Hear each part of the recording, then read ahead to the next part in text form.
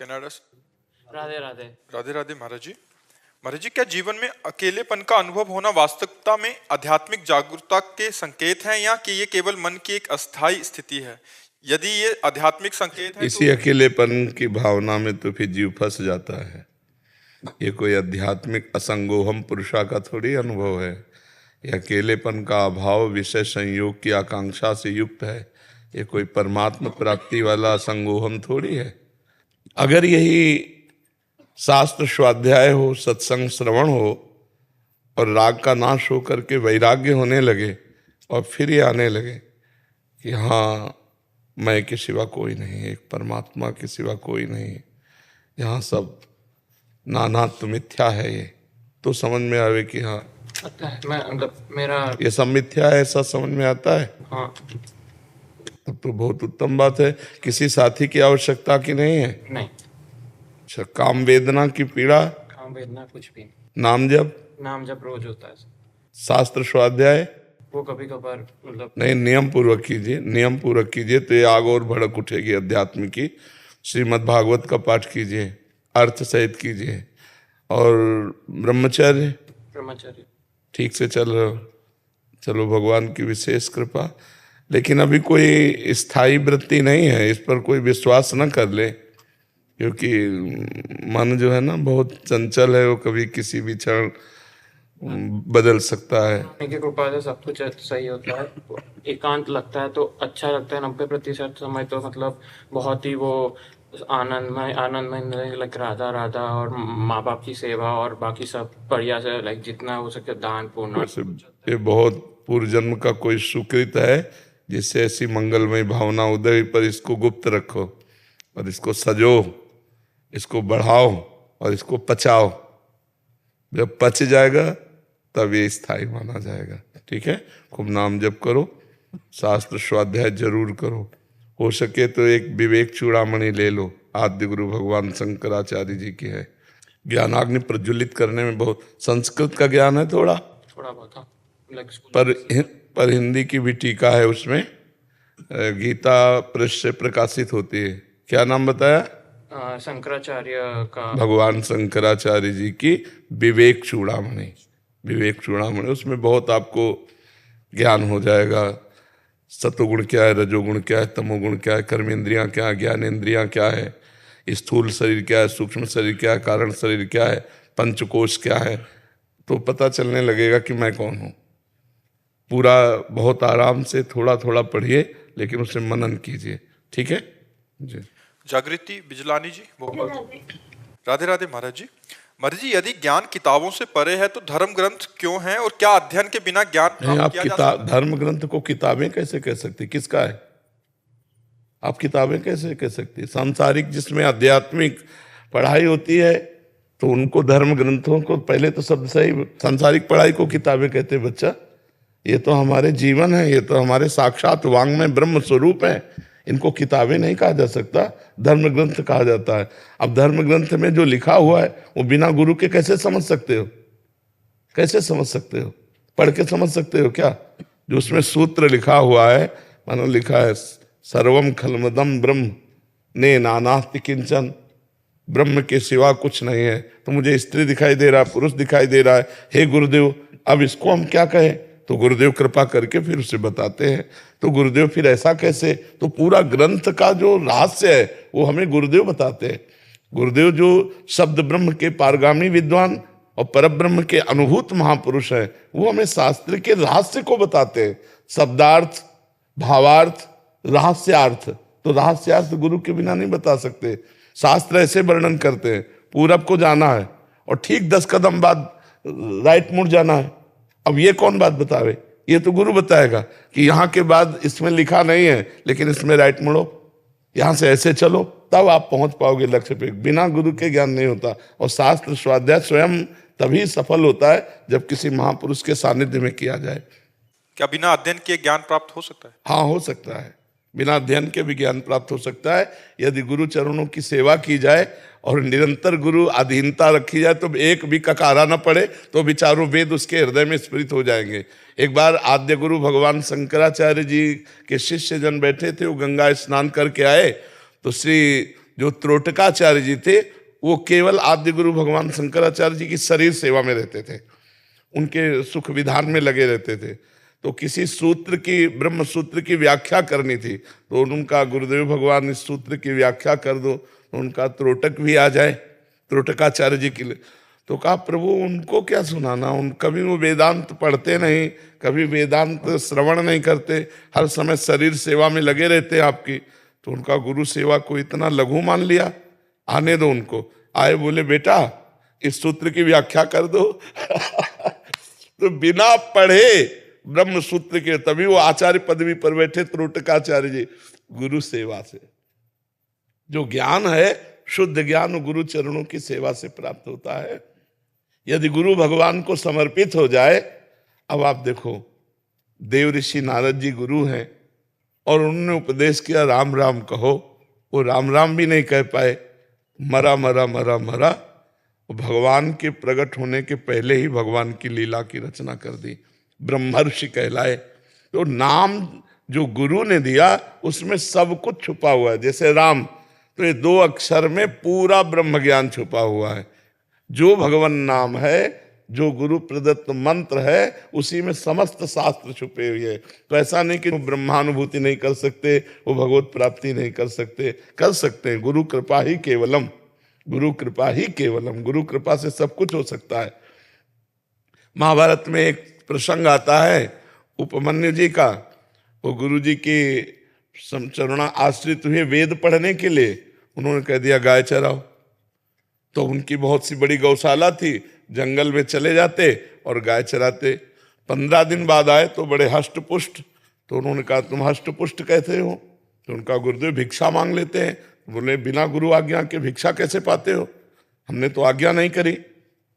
15 दिन फिर चराने के लिए गए, जब आए फिर हष्ट पुष्ट। तो उनका तुम स्वस्थ कैसे हो? बोले गऊओं का दूध पी लेते हैं। तो बोले गौएं हमारी हैं, हमारी आज्ञा के बिना तुम कैसे दूध पी लेते हो? 15 दिन के बाद फिर आए, फिर स्वस्थ। तो उनका तुम स्वस्थ कैसे हो? तो उनका बछड़ों को जो फेन निकलता है उसे चाट लेते हैं। बोले हमारे बछड़े दयालु बहुत है, तुम्हारे लिए छोड़ देते हैं, मेरी बिना आज्ञा कि तुम ऐसा। अब ये सब बंद हो गया तो उनको ज्ञान नहीं था। अकौड़े का वृक्ष होता है, छोटा सा पौधा, उसमें फूल होते हैं, भगवान शंकर को चढ़ाए जाते हैं, वो उनके पत्ते खा लिए और वो जहरीले होते हैं। तो उनकी आंखें अंधी हो गई, वो एक कुएं में गिर गए। 15 दिन बाद गए नहीं, तो शिष्यों के साथ खोज की, जहां गौएं चरा रहे थे आवाज लगाई, तो उनका गुरुदेव मैं कुआं में पड़ा हुआ हूं। कैसे? तो मुझे पता नहीं, किसी वृक्ष के हमने पत्ते खा लिए जिससे हमारी आंखों की ज्योति चली गई और मैं इस अंधेरे कुएं में गिर गया। तो उन्होंने मंत्र बताया अश्वनी कुमार जी का कि इस मंत्र का जप करो, उच्चारण करो। देखो अभी देव वैद्य अश्वनी कुमार आ जाएंगे, महाभारत में इसकी कथा। तो जे हुए उच्चारण किया, अश्वनी कुमार आ गए। उन्होंने दिव्य पुए की रचना की औषधि मिला के और कहा खा जाओ। तो उनका आप नहीं, गुरु आज्ञा के बिना आप कभी अपनी जबान में कुछ नहीं रखूंगा, क्योंकि मैंने देख लिया मैंने गुरु आज्ञा का उल्लंघन किया। 15 दिन उपवास करके मुझे गुरु जी के पास पहुंचना चाहिए था और फिर वो मुझे उपदेश करते क्या खाना है, तब मैं खाता, लेकिन मैंने अपनी मनमानी की, आज के बाद कभी नहीं। तो बोले फिर अंधे बने रहोगे? तो उनका जन्म भर अंधा रहना ठीक है, लेकिन गुरु आज्ञा का उल्लंघन नहीं करूंगा। तो उनके गुरुदेव ने कहा पालो। तो जे भी पुआ पाए सो उनकी दिव्य दृष्टि जागृत हो गई, बाहर निकले और गुरुजी ने गले से लगाया तो बिना पढ़ाए चारों वेद उनके हृदय में स्फुरित हो गए। गुरु साक्षात परब्रह्म, तस्मै श्री गुरुवे नमः। गुरु कृपा से बिना पढ़े लिखे भी ज्ञान आ जाएगा। माला कौशल जी। राधे राधे राधे। आदरणीय गुरुदेव, आपके चरणों में कोटि कोटि प्रणाम। महाराज जी, जब हम कुछ करना चाहते हैं और मेहनत और आलस्य के कारण नहीं कर पाते, परंतु मन को समझाने के लिए भाग्य में नहीं होगा, यही सोच बैठ जाती है अंदर। ये कायरों का निर्णय है। दैव दैव आलसी पुकारा। दैव माने प्रारब्ध, भगवान के विधान ऐसे छोड़ देते हैं। काले कर्म ईश्वर मिथ्या दोष लगाए, ये झूठी बात है। हमको उत्साह संपन्न होना चाहिए, हमको जो कार्य मिला है उसमें दृढ़ता रखनी चाहिए। पूरा प्रयास किया, इसके बाद हार गए, अब दैव का निर्णय है कि हमने प्रयास किया, पूरी सफलता के जितने सूत्र हैं हमने सब स्वीकार किए, लेकिन सफलता नहीं मिली है, मेरे भाग्य का विषय। लेकिन असफलता के निर्णय के पहले ही हम उस कार्य को ही ना करें और कह दें मेरे भाग्य में नहीं, ये कायर पुरुष का लक्षण है, ये आलसी पुरुष का लक्षण है, ये उद्योगशील का नहीं है। इसलिए प्रयत्नशील बनो। संघर्ष जीवन को बहुत मिलेंगे और उनसे लड़ना पड़ेगा। देखो कितना बड़ा संघर्ष भगवान को। सुबह होना है राज तिलक, चक्रवर्ती सम्राट अवधपति बनना है, और सामयिक के 14 वर्ष का वनवास। कितना बड़ा संघर्ष। नंगे पैर, जहां राजमहलों में कोमल रुई जैसे गद्दों पर चलना होता प्रभु को, वहां कंकड़ पत्थर, जंगल में कोई ऐसा थोड़ी कि सुदृढ़ मार्ग बने हैं, नहीं नहीं, वहां तो कंकड़ की कांटे, भगवान उनमें 14 वर्ष रहे। किसी गांव नगर जाना निषेध था। 14 वर्ष भगवान का जो वनवास था उसमें किसी नगर में नहीं गए, किसी गांव में नहीं गए, भगवान जंगल में ही रहे। तो अब आप विचार करो, हम लोग तो उनके अंश हैं। जब हमारे परमात्मा को संघर्ष करना पड़ा इस मृत्यु लोक में आने पर, तो हम तो जीवात्मा है, हमारे तो सैकड़ों संघर्ष होंगे। तो हमको निराश नहीं होना, उदास नहीं होना, नाम जप करना है, गंदे आचरण नहीं करने और अपने कर्तव्य में प्रमाद नहीं करना। चाहे वो किसानी हो, व्यापार हो, पढ़ाई हो, नौकरी हो, डॉक्टरी हो, मास्टरी हो, जो हमें कर्तव्य मिला है हम उसे भरपूर करें और उसे भगवान की सेवा माने, भगवान की पूजा माने और नाम जप करें। बढ़िया जीवन हो जाएगा। आप करके देख लो कोई। और प्रमाद स्थिति में तो फिर मर के चले गए पशु पक्षियों की तरह, कुछ अध्यात्म नहीं कर पाए, परोपकार नहीं कर पाए, दूसरों की सेवा नहीं कर पाए, तो मनुष्य जीवन का मतलब क्या रह गया? खाना पीना, मैथुन करना और बस यही सांसारिक चिंतन करके मर जाना। ये तो हर जीव में है। निद्रा, भय, आहार, मैथुन ये सबके है, केवल मनुष्य के नहीं। तो फिर बड़े भाग मानुष तन पावा, सुर दुर्लभ सदग्रंथन गावा। इसका मतलब क्या रह गया? इसका मतलब यही है, भगवान का भजन करके अध्यात्म में जीवन, पवित्र जीवन, दूसरों का उपकार में जीवन, तब तो लाभ मिले। आलस्य प्रमाद के लिए गुंजाइश नहीं मनुष्य जीवन में। मनुष्य जीवन प्रयत्नशील होकर हम अच्छी उन्नति प्राप्त करें, लोगों के सुख देने वाली हमारे अंदर वृत्ति आ जाए। परहित सरिस धर्म नहीं भाई, दूसरे को सुख पहुंचाने जैसा कोई धर्म नहीं है। जी। मुकुंद कुमार जी बिहार से। राधे राधे गुरु जी। राधे राधे महाराज जी। महाराज जी, प्रारब्ध के अंतर्गत क्या क्या चीजें आती हैं तथा हमें मेहनत किस ओर ज्यादा करनी चाहिए? सेवा, भजन, नाम जप, या जो लोगों के लिए उनकी दैनिक कर्म निर्धारित हैं उसमें? जो दैनिक कर्म निर्धारित है उसको सेवा मानो और नाम जप करो। गृहस्थ आदमी के लिए आसन में बैठकर जप करने का ज्यादा विधान या भगवत सेवा का 8 पहर का विधान करना असंभव है, क्योंकि उसको बहुत से धर्मों का पालन करना है। वो किसी का भाई है, किसी का पति है, किसी का पुत्र है, वो अपने धर्मों के पालन को ही भगवान की सेवा बना ले, कुछ मिनट निकाले जिससे ठाकुर सेवा कर ले। और समस्त कर्तव्य, किसानी, व्यापार, नौकरी, ये सब कर्तव्य कर्म है। कर्तव्य कर्म को भगवान की पूजा माने और भगवान का नाम स्मरण करते हुए कर्तव्य करे। माम निस्मर युद्ध च, भगवान ने अर्जुन को कहा सर्वदा सर्वकालेषु माम निस्मर युद्ध च। सब काल में, सब समय में हर क्रिया करते हुए मेरा स्मरण करना। वहाँ युद्ध कर्तव्य कर्म है, यहाँ व्यापार, नौकरी, डॉक्टर, मास्टर जो हो अपने कर्तव्य का पालन करे। प्रातः सायं थोड़ा समय निकाल ले ठाकुर सेवा के लिए। और जो प्रारब्ध कर्म है ये अव्यक्त है, इसको कोई नहीं जानता विधाता के सिवा। अब क्या होने वाला है ये तो विधाता जानता है, जिसने विधान रचा हुआ है। हमको पुरुषार्थ पर ध्यान देना चाहिए। प्रारब्ध क्या है ये हम निर्णय नहीं जान सकते। तो हम अगर पुरुषार्थ मंगल में करेंगे तो हमारा अशुभ प्रारब्ध अगर होगा तो आएगा, तो नष्ट तो नहीं होगा पर बहुत कम होकर आएगा और हमको सहने की सामर्थ्य मिलेगी। इसलिए अध्यात्म ही एक ऐसा है जो हमको प्रारब्ध से सहने से युक्त कर देता है। नहीं सहना बहुत कठिन होता है। ऐसे ऐसे अमंगल में प्रारब्ध है हमारे द्वारा किए हुए कर्म कि जब उनका भोग आता है तो हम परास्त हो जाते हैं।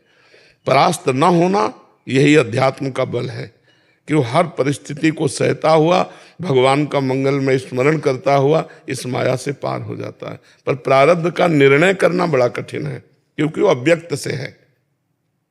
अब हम जा रहे हैं, किसी आदमी को जरा सा धक्का लग गया, उस पीट दिया। अब इसे हम क्रियमाण कहें या प्रारब्ध कहें? अब इसे निर्णय करना केवल विधाता के द्वारा है कि ये हमारा धक्का लगना क्रियमाण हुआ और उसका मारना प्रारब्ध हुआ या क्रियमाण। तो ये विधान तो सुनो भरत भावी प्रबल, बिलख कहो मुनिनाथ, हानि लाभ जीवन मरण जस अपजस विधि हाथ।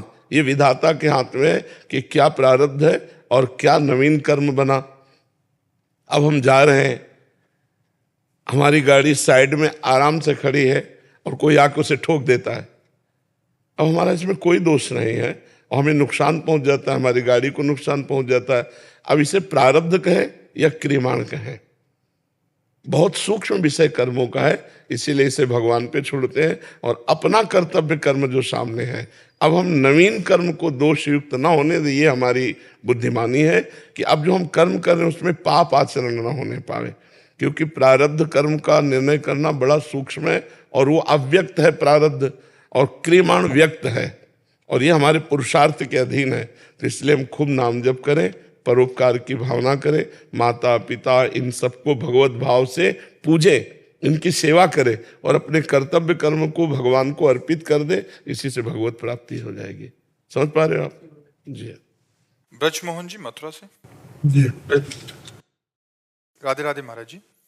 महाराज जी, आप कह रहे हैं कि आपने राधा बाबा का संग किया है और प्रत्येक रविवार परिक्रमा में जाते थे, और एक बार इनको एक अनुभव हुआ, एक राधा बाबा के आसपास नील प्रकाश दिखाई दिया। वो अनुभव बहुत दिनों तक चला और पूज्य बाबा जी से इन्होंने पूछा तो उन्होंने कहा कि आप धन्य हैं, आपको श्री कृष्ण के दर्शन हुए हैं। बट समय के साथ वो अनुभव कम होता गया। फिर इन्होंने बहुत सारे विद्वानों से पूछा तो उन्होंने अलग अलग संतुष्टिजनक जवाब नहीं दिए। और ये गलत हुआ कि वो अनुभव बढ़ना चाहिए था, वो अनुभव घटना नहीं चाहिए था। इसमें हमारी कमी हो गई, हमसे कोई प्रापंचिक कार्य बन गए, अपराध बन गया, भगवत चिंतन छूटा। नहीं तो एक बार साक्षात्कार का मतलब है वो दिन प्रतिदिन गाढ़ होता चला जाए और भगवदाकार वृत्ति आ जाए। तो इसमें हमारी त्रुटि होती। भगवत कृपा से हमें संपत्ति मिली लेकिन हम उसको संजो नहीं पाए, उसे बिखेर दिया। तो इसको पुनः सावधान होकर के अगर स्मरण में लगो तो फिर आ सकती है, क्योंकि एक बार रास्ता बन गया ना तो फिर नेत्रों में वो झलकने लगता है। ऐसी स्थिति फिर आ जाती है कि ना काहो सो बोलिबो ना कोई व्यवहार, बस अपनी कुंवर किशोरी को जियत निहार निहार। जब अगर वो, तो फिर आपको एकदम अंतर्मुख हो जाना चाहिए था। अब आप बहिर्मुख प्रपंचात कार्यों में ऐसे अतीत तो हुए नहीं, प्रपंचातीत, तो वो बिखर गया। वो असत्य नहीं था, क्योंकि संत महापुरुषों के पास भगवान रहते हैं। नाम बाणी जहाँ श्याम श्यामा तहाँ, नाम बाणी सुनत श्याम श्यामा सुबस, नाम बाणी निकट श्याम श्यामा प्रगट। तो पूज्य बाबा तो नाम बाणी में ही डूबे हुए थे, तो अगर उनके पास झलक दिखाई दी श्याम सुंदर की तो सत्य थी, वो कोई कल्पना नहीं थी। पर हम संजो नहीं पाए। समझ पा रहे हैं आप? हम संजो नहीं पाए। अगर हम उसी में तन्मय हो जाते, सुने न काहू की कही और कहे ना अपनी बात, और नारायण व रूप में मगन रहे दिन रात, वो जो सावधानियां थी वो हट गई और जो आनंद था वो बिखर गया। अब वो उसको खोज करो, अब उसको पुनः संजो।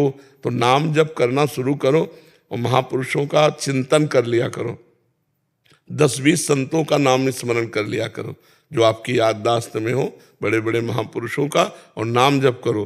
तो भक्त सुमिरन से और नाम जप के प्रभाव से भगवान अनुभव में आने लगेंगे।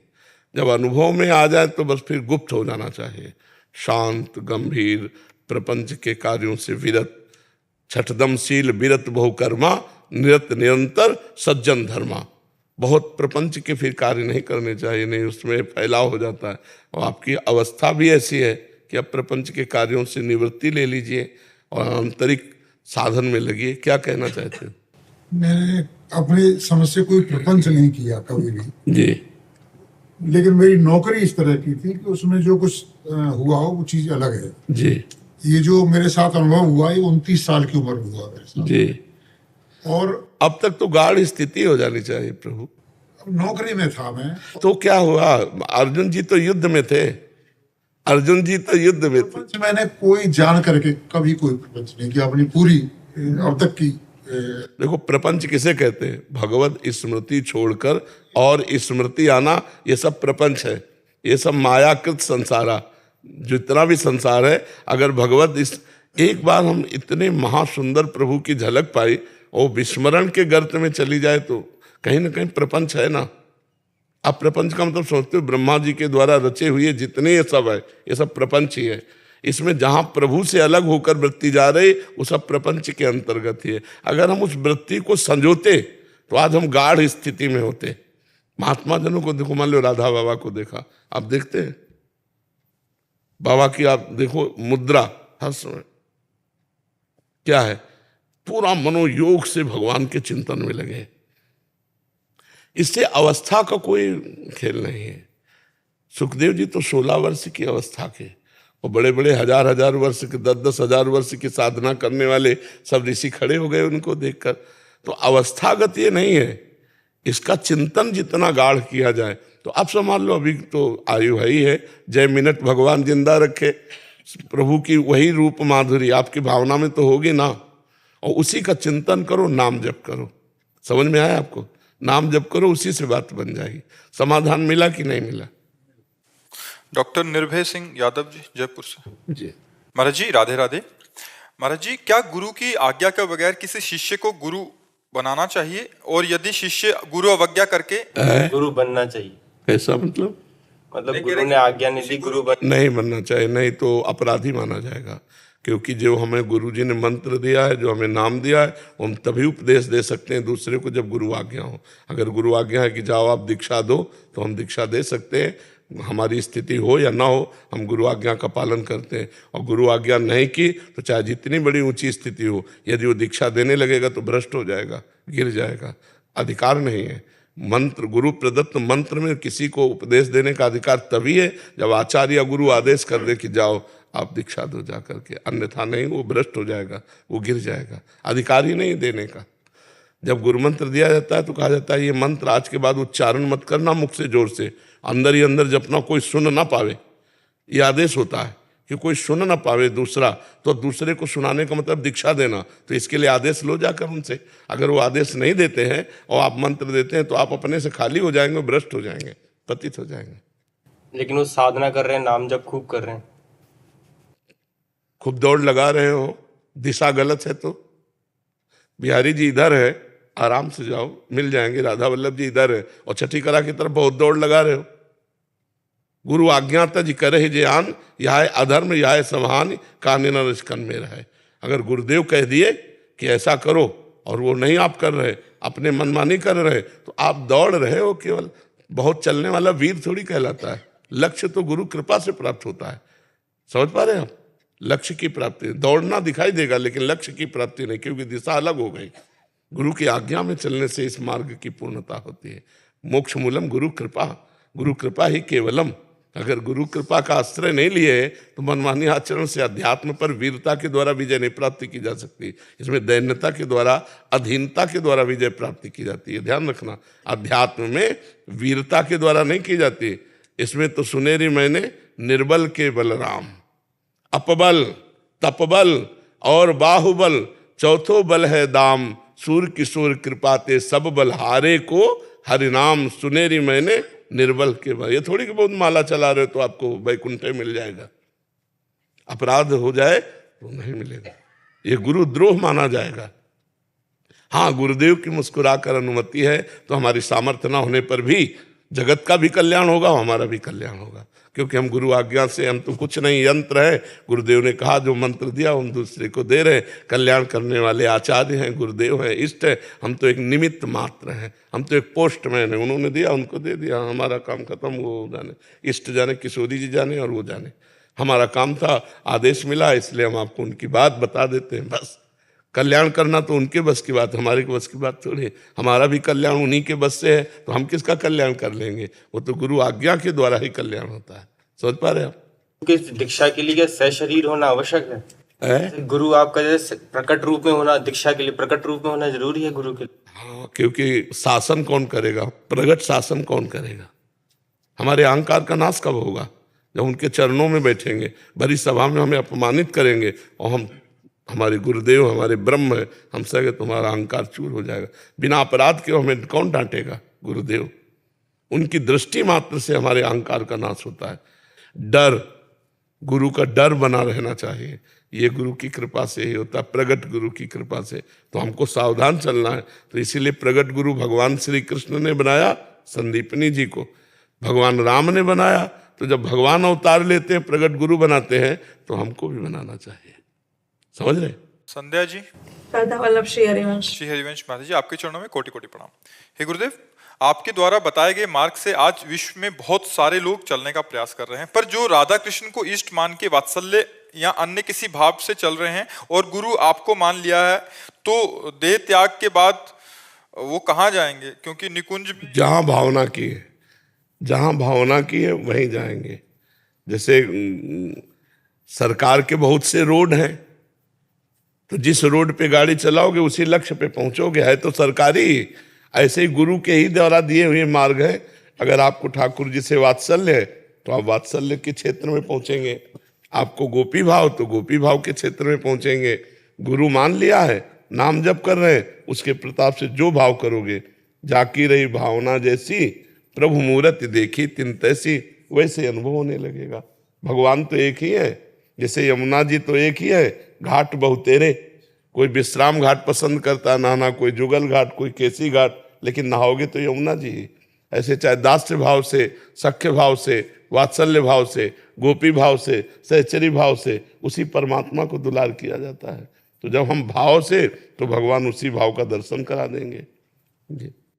साधना के विषय में महाराज जी, कौन सी साधना, किस मार्ग की साधना?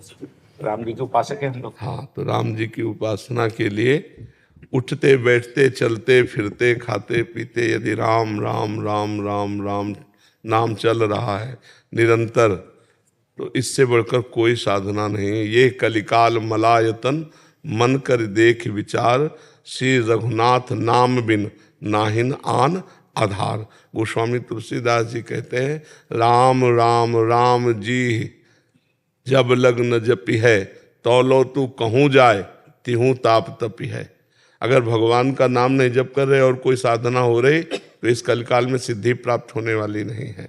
उठते बैठते चलते फिरते खाते पीते हर समय भगवान का मधुर मधुर नाम स्मरण हो, भगवान की लीला सुनने में रुचि हो, भगवान की लीला कथा गाने में रुचि हो, बस जान लो भव समुद्र से पार हो गए। भगवान की कथा सुनने में रुचि हो और भगवान के नाम जप में रुचि हो बस। और कहीं ठाकुर सेवा विराजमान है, तब तो फिर क्या कहना है। आठों पैर उनकी सेवकाई हो रही, उनका जस गा रहे, उनका जस सुन रहे, उनकी जूठन पा रहे, उनका नाम जप कर रहे। अब परम पद हमारे बिल्कुल नजदीक है। जो भगवान की प्रतिपल कृपा मनाता हुआ शरीर से, मन से, वाणी से भगवान की शरण में है, हर समय भगवान का नाम स्मरण करता है, वो भगवान के परम पद को ऐसे प्राप्त हो जाता है जैसे पिता की प्रॉपर्टी पर पुत्र का अधिकार स्वयं हो जाता है, ऐसे भगवत प्राप्त हो जाता है। इसलिए हमें हर क्षण नाम जप पर ध्यान देना चाहिए, हर समय नाम जप करें। और नियम बना के, जैसे अफीम खाए बिना नहीं रह सकता, ऐसे भगवान की चर्चा किए और सुने बिना हम नहीं रह सकते। रोज का नियम होना चाहिए, घंटा 2 घंटा भगवान के लीला चरित्रों का गायन करके भगवान को सुनाए, और जहाँ लीला चरित्र होते हों वहाँ जाकर बैठकर दैन्य भाव से भगवान की कथा सुने। देखो, भगवान शंकर पूर्ण है, लेकिन वो भी काकभूषुंड जी की सभा में हंस बनकर जाते हैं और भगवान श्री सियाराम जी के पावन चरित्र को सुनते हैं। कोई भी महापुरुष भगवान की कथा सुने बिना प्रेमी नहीं हो जाता। भगवान की लीला कथा में इतना स्वाद, इतना आकर्षण है कि जो मन विषयाकार है वो भगवदाकार हो जाता है। इसलिए भगवान की लीला चरित्रों का श्रवण, नाम जप और ठाकुर सेवा, बस जानो परम पद बिल्कुल नजदीक है, अब कोई दूरी नहीं है। बस बुरे आचरणों से बच जाए, जिनको हमारी आत्मा कहती नहीं करना चाहिए वो हमें नहीं करना चाहिए, तो बस आनंदमय जीवन हो जाएगा। भगवान का नाम समस्त रोगों का नाश करने वाला है। भवरोग का तो है ही, समस्त रोग, चाहे जितना भयानक शरीर में पीड़ा हो, और राम राम राम राम सुमिरन चल रहा तो आप पीड़ा सह जाओगे। और अगर नाम नहीं चल रहा तो पीड़ा हो या ना हो, ये पीड़ा देते ही रहेंगे। काम क्रोध लोभ मोह मद मत्सर ये हृदय को जलाते ही रहेंगे। इसलिए जासु नाम भव भेषज हरन घोर त्रयशूल सोई कृपाल तो ही मोहि पर रहे सदा अनुकूल। भगवान सदैव कृपालु रहे कि उनका नाम हमारी जिह्वा पे चलता रहे। महाराज जी, नाम तो चलता है, लेकिन चोर इतने मन में सोचते हैं कि पानी भी लिए तो भगवान का नाम लेके मतलब, लेकिन खाना भी खाते हैं, ये कोर चला जाए ये बात तब याद आता है कि भोग नहीं लगाए। नहीं, बिना भोग लगाए तो वैष्णव को नहीं पाना चाहिए। महाराज जी ये थोड़ी गलती नहीं, इसको सुधार कर लो। बिना अपने लाड़ले को भोग लगाए नहीं पाना चाहिए। अमनिया तो जबान में नहीं जाना चाहिए, ये नियम ले लेना चाहिए। हम लोग दास हैं, स्वामी को बिना पवाए जबान में नहीं जाना चाहिए। पहले ठाकुर का भोग लगे, फिर वो प्रसादी।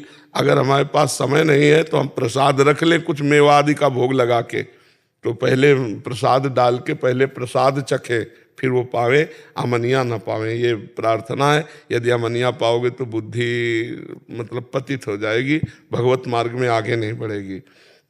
जल भी उनका नाम जोर से लो और भाव से अर्पित करो तब पियो। मान लो जल लिया और पहले जयकार बोली और फिर प्रभु को अर्पित किया, फिर पान कर गए। ऐसी क्षमता प्रदान कर दो माता। हाँ नहीं, अब आज से नियम ले लो, आज से नियम ले लो कि बिना भगवान को भोग लगाए नहीं पाएंगे। अगर मान लो ठाकुर प्रगट में नहीं विराजमान है तो भोग सामने आया थाल, आंख मूंदो, सिया राम जी का चिंतन करो, उनको अर्पित करो, फिर जय जयकार करके पा लो। भगवान को अर्पित करके ही पाओ जी।